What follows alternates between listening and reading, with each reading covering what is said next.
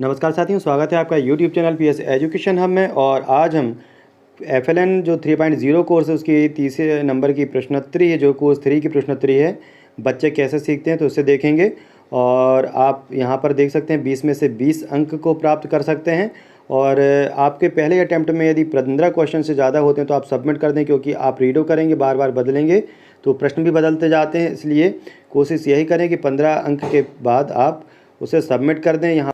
और अभी तक यदि चैनल को सब्सक्राइब नहीं किया है तो चैनल को सब्सक्राइब कर लें, जिस प्रकार की जानकारी आपको यहाँ मिलती है। तो आइए देखते हैं प्रश्नोत्तरी। कक्षा में एक ही समय में सभी गतिविधियों और रुचि क्षेत्रों की व्यवस्था करने के लिए स्थान की कमी हो तो क्या करना चाहिए?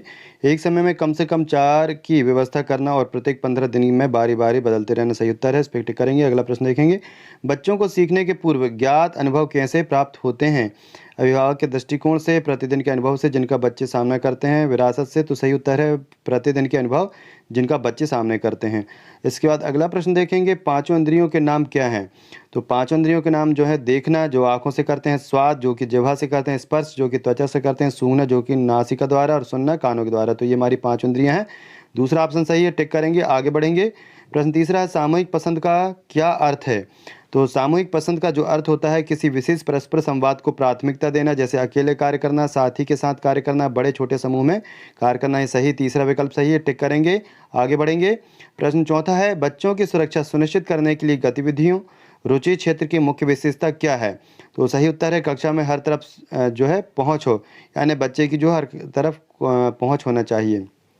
अगला प्रश्न देखेंगे, हमारे पास कितनी इंद्रियां हैं? 3, 7, 4, 5। तो हमारे पास 5 इंद्रियां हैं, जैसा कि हम एक पहले भी प्रश्न में देख चुके हैं। तो हम यहाँ पर 5 के ऊपर टिक करेंगे। और इसके बाद हम अगला प्रश्न देखेंगे। हमारा अगला प्रश्न है, करके सीखने का अनुभव का क्या अर्थ है? करके सीखने का अनुभव का जो अर्थ होता है, उसका अर्थ होता है करके ही सीखना। पहले ही ऑप्शन यहाँ पर सही है, इसके ऊपर हम टिक करेंगे। प्रश्न आपके आगे पीछे हो सकते हैं, उत्तर आपके ऊपर नीचे हो सकते हैं। ध्यान से आपको प्रश्नों को उत्तर को देखना है, चैनल को सब्सक्राइब करना है। अगला प्रश्न है, जानकारी प्राप्त करने के 4 साधन क्या हैं? दृश्य, श्रव्य, गति संवेदी और स्पर्श। सही उत्तर यही है। तो दृश्य, श्रव्य और गति संवेदी और स्पर्श, ये जानकारी प्राप्त करने के 4 साधन हैं। तो चैनल को सब्सक्राइब जरूर कर लें। इसके बाद अगला प्रश्न देखते हैं, बच्चों के अलग अलग सीखने के तरीके और सीखने की गति किसके फलस्वरूप होती है? जानकारी ग्रहण करने, परिस्थिति की समीक्षा करने और निर्णय लेने के तरीके। पहला ही ऑप्शन यहाँ पर बिल्कुल सही है, इसके ऊपर हम टिक करेंगे। अगला प्रश्न देखेंगे। हमारा अगला प्रश्न है, बच्चे समग्र रूप से सीखते हैं का क्या अर्थ है? यानी बच्चे सभी प्रकार से कैसे सीखते हैं? तो तीसरा ऑप्शन जो है, बच्चे सभी प्रकार के स्रोतों से जानकारी ग्रहण करते हैं। तीसरा ही ऑप्शन यहाँ पर बिल्कुल सही है, इसके ऊपर हम टिक करेंगे। इसके बाद हम आगे बढ़ेंगे। हमारा अगला प्रश्न है, सीखने सिखाने की प्रक्रिया का केंद्र कौन होता है? स्कूल, साथी समूह, शिक्षक या बच्चे? तो यहाँ पर बच्चे ऑप्शन जो है 4th नंबर का ऑप्शन है, बिल्कुल सही है, इसके ऊपर हम टिक कर देंगे। सीखने सिखाने की प्रक्रिया का केंद्र बच्चे होते हैं। अगला प्रश्न देखेंगे। अगला प्रश्न है, खोजबीन क्षेत्र के लिए किस प्रकार की सामग्री की आवश्यकता होती है? तो सही ऑप्शन है इसका जो है, मैग्नीफाइंग ग्लास, आवर्धक लेंस और चुंबक। तो यहाँ पर हम 3rd ऑप्शन के ऊपर क्लिक करेंगे। इसके बाद हम अगला प्रश्न देखेंगे। हमारा अगला प्रश्न है, बच्चों की आवश्यकताओं का अनुमान लगाने के 3 तरीकों के नाम क्या हैं?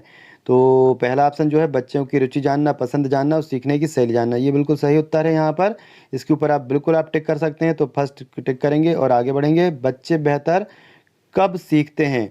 जब वे शिक्षक की बात सुनते हैं, जब स्वयं करके सीखने में युक्त रहते हैं। तो सही उत्तर यही है, जब वे स्वयं करके सीखने में युक्त रहते हैं तब वे बेहतर तरीके से सीखते हैं। इसके ऊपर हम टिक करेंगे। अगला प्रश्न देखेंगे।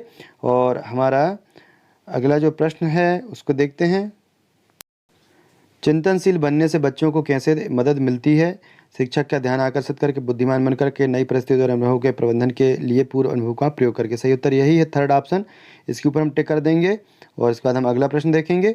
अगला प्रश्न हमारा, बच्चों के सीखने में शिक्षक की क्या भूमिका होनी चाहिए?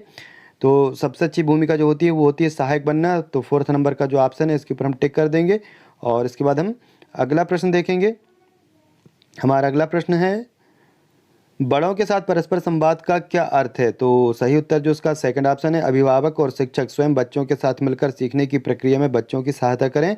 तो यही बड़ों के साथ परस्पर संवाद का यही अर्थ है, इसके ऊपर हम टिक करेंगे 2nd ऑप्शन के ऊपर। अगला क्वेश्चन देखेंगे, सक्रिय और स्वायत्तशासी ऑटोनोमस छात्र बनने के लिए बच्चों को क्या करना चाहिए? तो सबसे लास्ट ऑप्शन जो है, जिज्ञासु, पहल करने वाले, आत्मविश्वासी, खोजी प्रवृत्ति और चिंतनशील बनकर के। चौथे ऑप्शन को टिक करेंगे।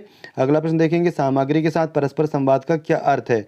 तो पहला ही ऑप्शन यहाँ पर बच्चों का विभिन्न प्रकार की सीखने खेल सामग्री के साथ संलग्न एंगेज होना, तो सबसे सही उत्तर इसका फर्स्ट ही है, इसके ऊपर हम टिक करेंगे। इसके बाद अगला प्रश्न देखेंगे, बच्चों की आवश्यकताओं का अनुमान लगाने के तरीके कितने तरीके हैं? 4, 3, 2, 1, तो 3 तरीके होते हैं और इसके ऊपर हम टिक कर देंगे। और इसके बाद हमने लगभग 20 प्रश्नों को यहाँ पर कर लिया है और अब हमारा ये देख सकते हैं आप कि यहाँ पर हमने 20 प्रश्नों को आंसर दिए हैं, एक भी प्रश्न हमने यहाँ पर स्किप नहीं किया है। और यहाँ पर हम इसको सबमिट कर देंगे और सबमिट करने के बाद हम अपना स्कोर देखेंगे कि हमारा स्कोर कितना होता है। तो अभी तक चैनल को सब्सक्राइब नहीं है तो सब्सक्राइब कर लें। और आप देखें यहाँ पर हमें 20 में से 20 अंक प्राप्त होते हैं। तो यदि ये प्रश्न आपके प्रश्न 3 में आते हैं तो आप यहाँ पर टिक करके पूरे 20 में से 20 अंक प्राप्त कर सकते हैं। और यदि अभी तक चैनल को सब्सक्राइब नहीं किया तो चैनल को सब्सक्राइब कर लें, वीडियो को लाइक शेयर करना ना भूलें। धन्यवाद।